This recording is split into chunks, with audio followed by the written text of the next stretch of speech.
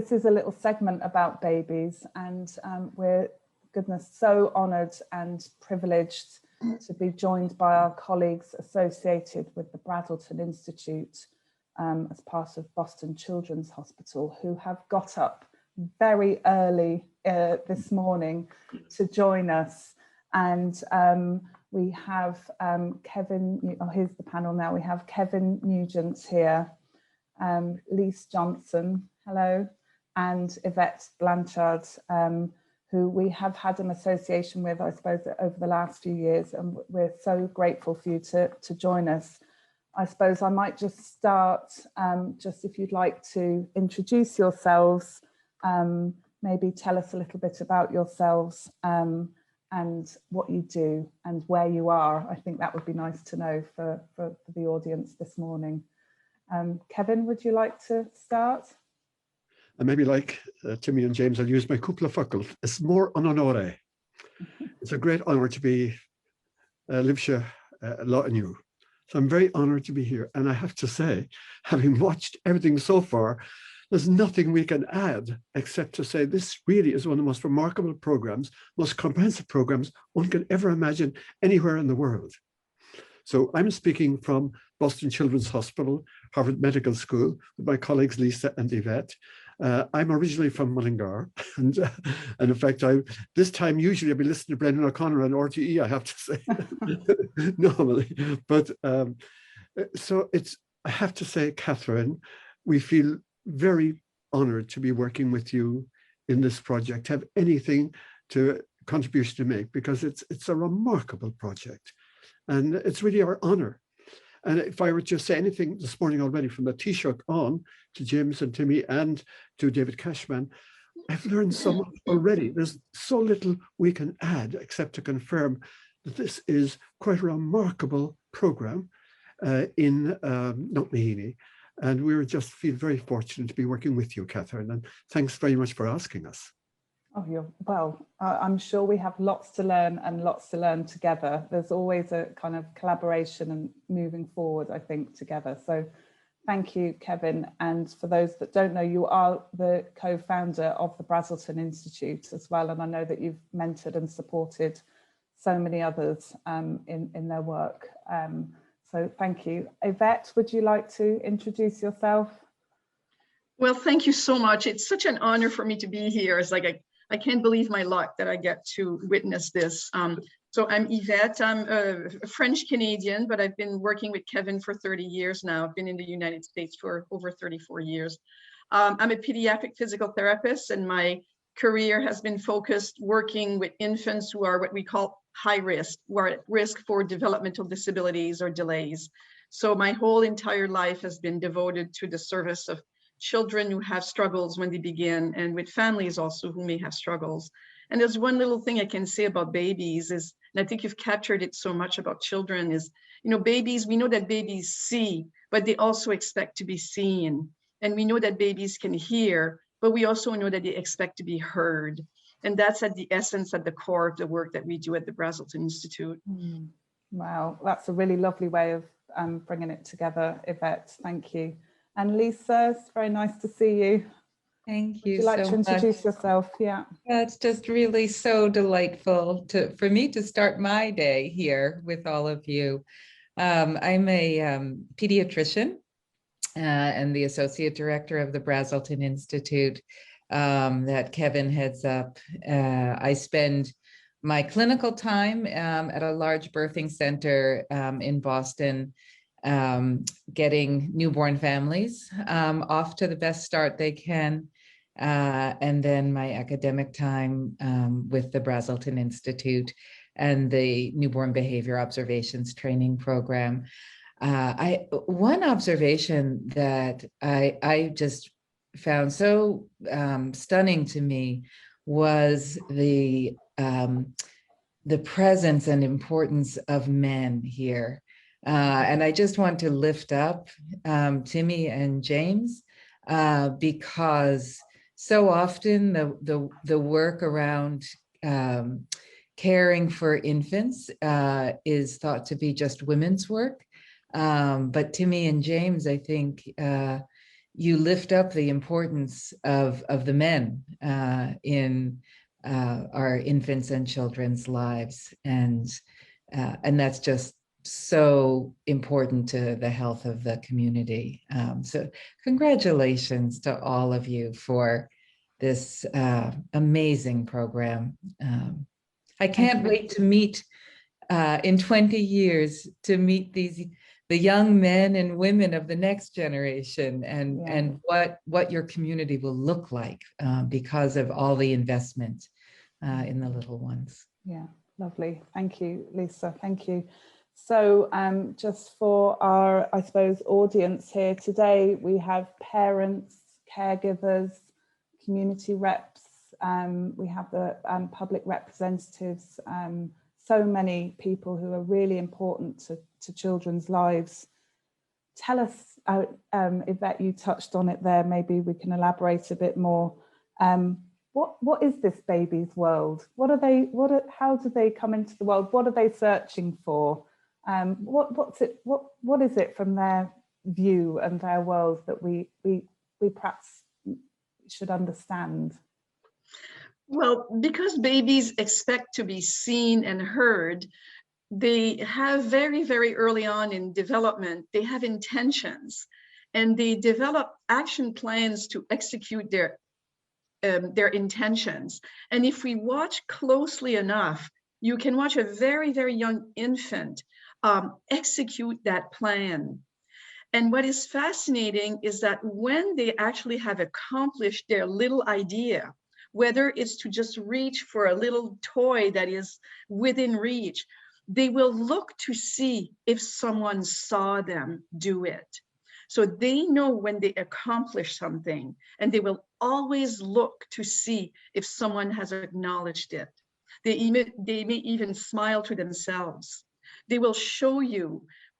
They're so aware, and they have action plans very early on. So I rejoice in watching an infant struggle with chain links, just a simple toy, and watch what they're trying to do. So the key, I think, is to be in that relationship in that moment with the baby. And if we see, the baby expects to be seen and heard. So the more I think we can do that, the more they develop their sense of self and their self-esteem. So to me, that's at the core of what I've done forever with infants, is to bring that out to parents, make them aware of the intentions of their infants. Yeah, babies' intentions.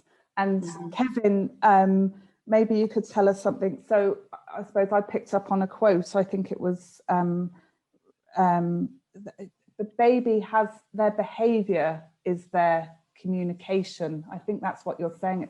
So all they're kind of interacting and looking for. Could you tell us a little bit about that, so that they are communicating with us? Yes, I think that for so much of my life, I could never have imagined that a child under 3 who couldn't speak, or a child under 2 had anything to say. But as Yvette said, they have everything to say, but the key issue is trying to understand their language. So every baby wants to be, as Yvette said, to be understood, to know they've got intentions, they have things, dreams, they have hopes. They hope to be loved, to be cared for. They hope for the sympathetic return glance. So from the word go, our research has shown, Katherine, that the baby is, if you like, designed, beautifully designed to interact with his or her world, to interact with dads, moms, parents, grandparents, community in general. And within that creates the architecture of the baby's brain. And we believe that indeed the capacity to love, to be kind, to be a leader, to think, are all shaped in these first 2 or 3 years of life. The times when the child can't articulate it, but actually is communicating every single moment of his or her life. And the beauty for us is, and I think as Lisa said, looking at the men here, the dads here, grandparents, our goal is to read, understand, and try to understand what the baby needs and to respond appropriately to that little baby. Yeah, yeah. So Lise, it's actually, Lisa, it's the brain. There's stuff happening here. Yes. It's to sort of support the brain development, but the brain also has capacity already, you know? Yes, yeah. Every newborn, you know, from the moment of birth and even before is competent. Even the most fragile baby has skills. In the newborn behavior observations trainings that many will be receiving and some have received, you know, I think we think of it it's almost like a language course, right? Where your behavior is the language, and so we're learning the meaning of the behaviors that we see in newborns, and that they demonstrate their competence, and sometimes they demonstrate their vulnerabilities through the behaviors that they show, whether it's a bright-eyed, alert, following a face, turning to a voice, or maybe it's getting a little sleepy or starting to get a little fussy when they've had too much. Learning all those unique signals that babies are sharing with their caregivers, and that if we can understand their language, then we can care more sensitively for them. And that, as Kevin said, in these very early days, all of this development that's happening from that just born, but still competent, still with skills newborn, as they're developing with each hour, each day, each week, each month, all of that development only is happening in relationships with others, especially their primary caregivers, their mothers, their fathers, their grandparents, their sibs, their community around them. So as Kevin said, they're competent to begin with. They show us behaviors to give us cues as to how to best and most sensitively care for them. And then in that relationship with all those around them, that's how their brain is developing. And that's, and so that if we can influence that, then we support their brain. Yeah. Well, that's lovely. It's the relationships. They're at the heart of what we're talking about. You take that away and there's no, and we know there are some historic and even current day examples. You take away those relationships and the child won't thrive. And as a parent myself of 3 young children, and the responsibility of a whole, I suppose, program that supports children's development, I suppose, as a parent, what can we do? And, you know, we hear babies' cries. It's not always the dream that is the reality at the beginning, or there's difficult moments, there's fussy moments, we make mistakes, you know, we feel we don't always get it right all of the time. But what is within our gift, I suppose, and what can we hold within all of that to kind of build that relationship? Kevin, do you want to? Well, the first thing I would like to say, Katherine, is that babies are forgiving. They have a goal, but all they want for us to learn from them. So let's say we don't pick up on their cues, we forget or we miss it. The baby you'll be ready to come back and to regain, to enter into the dialogue again. So our goal really is just to learn, to allow the baby to teach us. Our feeling is the baby is our only teacher, not the professional, not the outsider, not even the parent. Our goal is to learn from the baby. So every word, every little frown, every cry, every color change are all the baby's way of saying, this is who I am, and this is how you can get to know me. So it seems to me that in that task, it's important for us to be available, but I wouldn't, if I were a parent, I'd be open to making mistakes. We have to make mistakes and to learn. And as I said, babies are forgiving. And that's the beauty. All they want us to do is to learn about, to know them better. Oh, next time, I'm not going to bring you into the store because all that noise upsets you no end. So I'll take my time, prepare you for it. So getting to know your baby is actually a lifelong thing. as a grandfather, I can tell you, as a granddad, I'm still getting to know my children. So it's a lifelong thing. And as Winnicott said, good enough parenting. We do our very best, but we can never get a perfect job. But let the baby be our teacher and our partner. I think that's the thing, Katherine, we feel we have learned a great deal over the years. Yeah. From the babies and so it's If taking the baby's lead. Yeah, go on.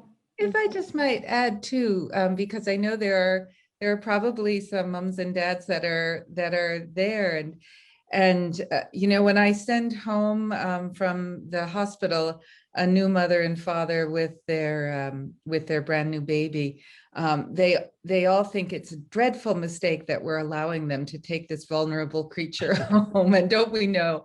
But you know, you mothers and fathers, you just don't know that you know your babies, and I think when you trust that, and you focus on your baby, you can be you can feel that confidence grow. So I think it's as much as there's a whole lot to learn and to teach around newborns, I think it's all equally important to acknowledge that every parent has the capacity and the knowledge that they need. We just need to foster it for them.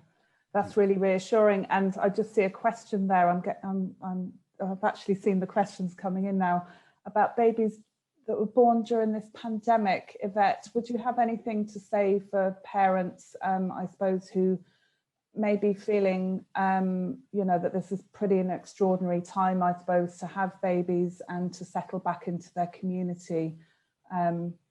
Is there anything that we should be thinking about, or as parents, in this context? You know, it is about the relationship, and the pandemic has created opportunities for us to rethink our relationships, to reorganize our relationships, to reorganize our priorities. And if anything, that gives more time. You know, it's about the quality of the time we spend together, maybe more than the quantity. And at the core of everything is the relationship that the child has with the key individuals that are around him or her. And I think relationships are as much about attunement and matching as it is about repair, what Kevin talked about, the forgiveness of the child. You know, relationships are made of matches and mismatches, whether they're adult relationships or child-to-child relationship or parent-child relationship. It's just to be to be listening and seeing and hearing what children are telling us. And I agree with Kevin, you know, babies are never wrong. If you go to the baby will always show you the way. But this time of pandemic is a time to maybe look at children, spend time with them. It's the quality of the time we have with them that matters really the most. Yeah. Thank you. I'm going to move on a little bit because I suppose as people, I suppose, working across communities and in different services, I suppose we have a role in the lives of children and supporting parents. And what do we need to do, and how do we need to approach that? And Kevin, I suppose you've been mentoring and training and inspiring others and bringing the science to other practitioners for so long. What skills and knowledge are helpful, do you think, at this point in your experience? Well, Katherine, I think humility would be one of the first ones. Really. And that working with parents, as Yvette and Lisa said, acknowledging, letting them find their own voice, letting them grow into their own skins as parents, and never usurp that. So the last thing I would ever do is give parents advice. Okay. I'd like them present questions, but allow them to come with the support them. And this is particularly true of Ireland now being a multicultural society, that how little we know about other cultures other than our own, how important it is for people from their culture to integrate their own traditional world with the needs of, let's say, modern day Knocknaheeny, how to integrate these. And to facilitate that, I think we feel very much that asking our colleagues, professionals, and this is what we've learned from the Knocknaheeny group, they are so willing to listen, so open to learning. and they're really more partners with parents than teachers. So I think one thing, I think my colleagues Lise and Yvette would agree with me, we feel it's important to pull back from our teaching role and to be much there as co-learners with parents. Say, who is this little baby? And at their side say, what's he trying to tell us? Whether it's a problem issue, but it's together to try to, and as I said, allow the parent, honor the parent to grow into their own skins as parents. And I think that would be one of the primary things. I don't know if Lise and Yvette, if that is Katherine, I think that's one of the things we've learned so much about. And that's the humility and listening and being a partner, not a teacher, so to speak. Maybe I just might briefly add that life can be complicated and difficult, but the birth of a baby is a moment in which possibility opens up. All of the relationships are changing, and that shift, that opening up, is also an opportunity for the next chapter to be as healthy and happy as it can be. So we celebrate. I loved the collage of the new babies, right? We celebrate these moments of opportunity that open up, that the community around can rally around for the future. Yeah. And just we have James and Timmy back with us, so I know that's kind of a time they might have questions of them, right? I just want to ask Yvette, because we have been involved in the MBO training with yourselves, and we're having another rollout in the autumn, hopefully. So do you just want to talk a little bit about that between the three of you, just to give our audience some understanding of what's happening within that? Evan, do you want to answer this? I do. Okay. We developed this tool, the Newborn Behavior Observation System, as a way to help parents become more in tune with their babies, to foster that relationship. And it's really between, let's say, baby born at the Cork University Hospital. It's the transition between that moment and going home. So the training we've offered is allowing the practitioners and the clinicians to support parents in this journey from the hospital to the home setting over the first months of life. Because as Lise says, we think these first months of life are quite critical in terms of family functioning. It's when, and in fact, the boundaries are more open. Even in traditional Irish society, midwives, grandparents, everybody could enter in at that time into the family. Ní náirt go cur le céile is the old Irish phrase. And this is a time when we think practitioners can have a huge impact on the family life and can, if you like, write themselves into the family story. In many ways, that we're there at that very vulnerable parent moment in their lives, but they're in a sympathetic, supportive, non-didactic, non-judgmental manner. Yeah. And we think the training we offer, we think will allow the practitioners who work with the families in Knocknaheena to be supportive, and as they work as partners, and respectful and culturally humble. They're all the things we'd like, and they're the emphasis we put in our training.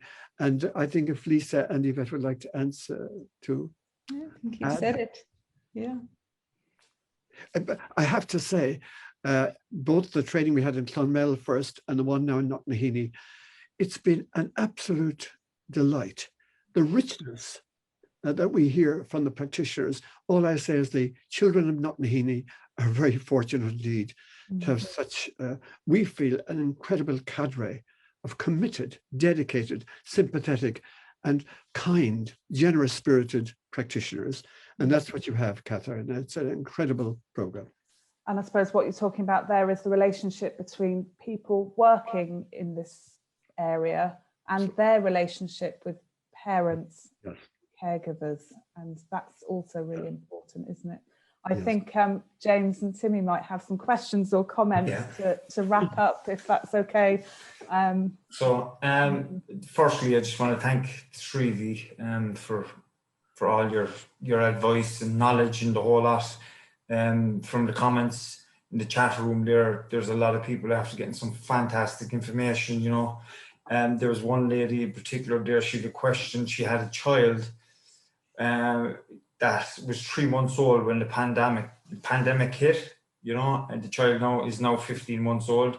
And she just wants to know, is there anything that can be done for babies that were born in the pandemic in terms of their first experience of looking at the human race, basically, was with masks over their faces and no interaction and just areas like this? Is there something that can be done to make the connection a little bit better than what it actually is? You know, you understand what we're saying, don't you?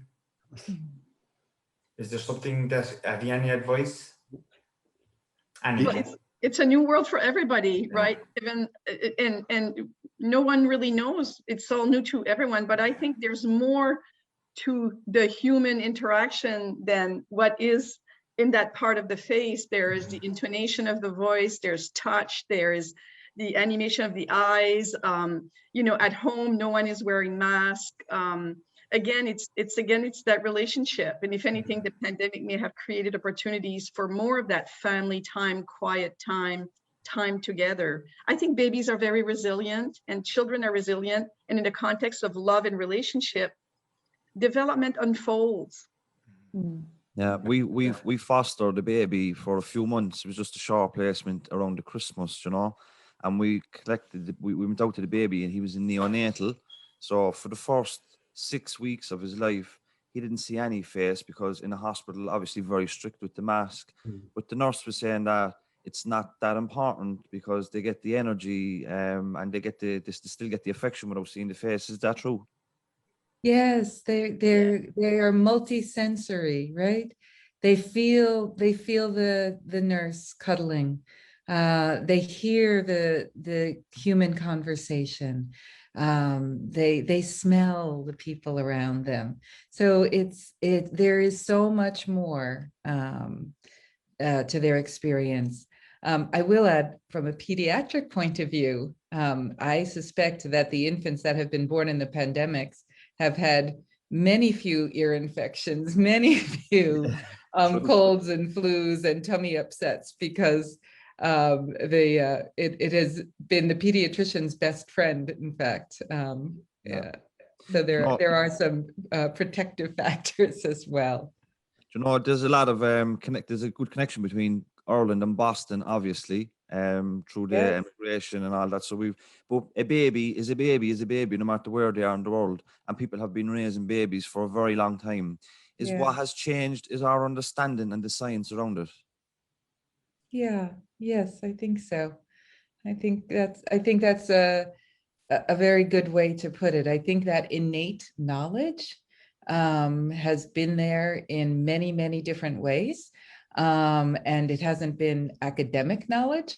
And maybe that's what we've brought forth in the 20th and 21st centuries. But I think we're just marrying it up with the innate knowledge that has always existed.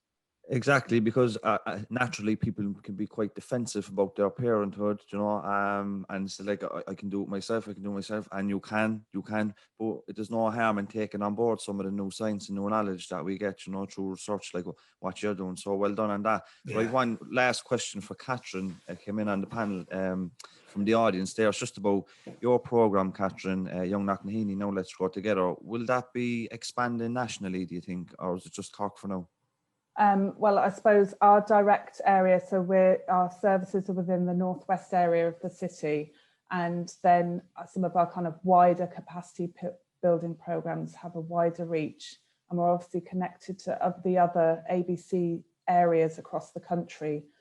There is a national, I think, drive, and I suppose this is something I wanted to ask Kevin as well, really to embed and mainstream prevention and early intervention. I suppose we've had models of good practice over the last sort of 20 years in Ireland, and I suppose we're in the middle phase of that, really. So there is still a lot of work to do in order to make it kind of the fabric and the norm of what I suppose all communities have, and that is part of, I suppose, mainstream service delivery. we are getting there, but there's still a long way to go. I suppose I would like to wrap up by asking maybe Kevin or the panelists, do you know, what as a society, you know, what do we really need to do for babies? I think that is something I suppose I would really like to hear as well. So a question bounced back. Well, I'll just begin. I'll then hand on to both Yvette and Lise. To have the Taoiseach speaking in the way he did this morning was absolutely inspiring. So in other words, it seems to me that the government concern with, there's an acknowledgement that the foundations of sound mental health are based on the early experiences of the child. Mm. And that is driving the initiative, your initiative, Katherine. And for myself, if that were expanded across the whole country, it would be make a huge impact on the country, since it's for me, it's just an absolutely incredibly rich suite of programs at every level, and it's multidimensional. And but as I said, that yes, one would hope that the words spoken by the Taoiseach this morning or today would be carried out, be in sort of across the country. There's no question. And I felt you're very fortunate to have the Taoiseach speaking the way he did, with a real, and I know in his own life and politically, with that commitment to the early years and the acknowledgement that all our capacities as adults are shaped by these early experiences. Anything we can do to support families and programs such as your program, Let's Grow Together, are critical for the future of the country. Thank you. I definitely agree with Kevin there with everything. It's very important that comments like the Taoiseach's this morning are carried out, you know, and there's an emphasis in really looking after the kids, you know, at their really critical years, you know, from 0 to 6 or 7, you know, where they learn all their core beliefs and all the beliefs about themselves and people. So I think that's very, very important.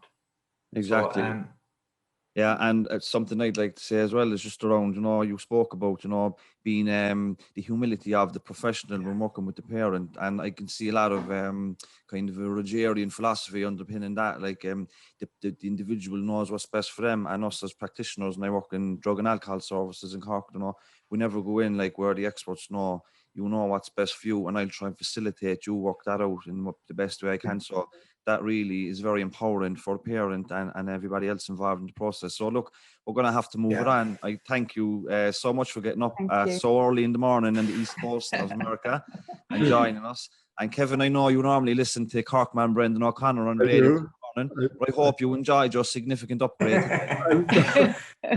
I'm just going to be the I just enjoyed it. Thank you so much. No problem. Have a nice weekend, everybody in Boston. Take care, everyone. Thank you so much. Thank you for joining us, Yvette and Kevin and Lise. Thank you.